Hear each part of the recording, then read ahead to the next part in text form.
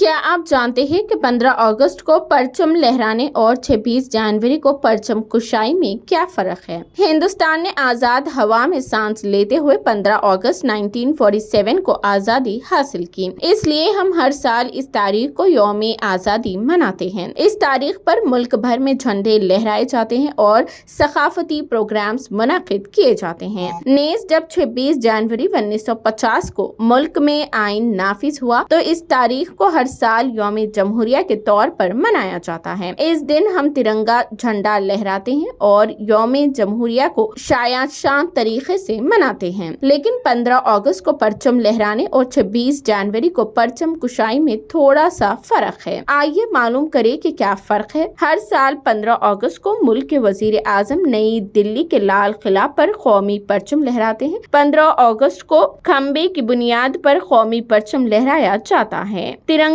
جھنڈا برطانوی راج سے ہندوستان کی آزادی کی علامت کے طور پر لہرایا جاتا ہے۔ پہلے یوم آزادی کے دن انگریزی جھنڈا نیچے کر کے ہمارا ملک کا جھنڈا بلند کیا گیا۔ اس طرح ترنگا جھنڈا لہرایا جاتا ہے، جس سے اس بات کا اشارہ ملتا ہے کہ آزادی مل گئی ہے۔ یہ ایک آزادی کی علامت ہے۔ صدر جمہوریہ 26 جنوری کو یوم جمہوریہ پر پرچم لہراتے ہیں۔ 26 جنوری کو یوم جمہوریہ کے موقع پر ترنگا پرچم سب سے اوپر باندھ کر لہرایا جاتا ہے۔ ترنگا جھنڈا لہرا کر کہا جاتا ہے کہ ملک پہلے ہی آزاد ہے۔ پرچم ان دو تاریخوں کو لہرایا جاتا ہے۔ اس کی ایک وجہ یہ ہے کہ ملک کے عوام کا نمائندہ ہندوستان کا وزیر اعظم، جسے عوام نے براہ راست ہندوستان کی پارلیمنٹ میں منتخب کیا ہے، یوم آزادی پر پرچم لہراتا ہے۔ صدر جمہوریہ یوم جمہوریہ پر پرچم کی نقاب کشائی کرتے ہیں۔ آزادی کے وقت ہندوستان کا آئین نافذ نہیں ہوا تھا۔ اس وقت صدر، جو آئین کے سربراہ تھے، انہوں نے عہدہ نہیں سنبھالا تھا۔ اس طرح 26 جنوری کو جب آئین نافذ ہوا تو صدر جمہوریہ، جو کہ آئین کے سربراہ ہے، یوم جمہوریہ پر پرچم کشائی کرتے ہیں۔ معلوم رہے کہ وزیر اعظم یوم آزادی پر پرچم لہراتے ہیں، یعنی فلیگ ہوسٹنگ کرتے ہیں۔ صدر جمہوریہ یوم جمہوریہ پر پرچم لہراتے ہیں۔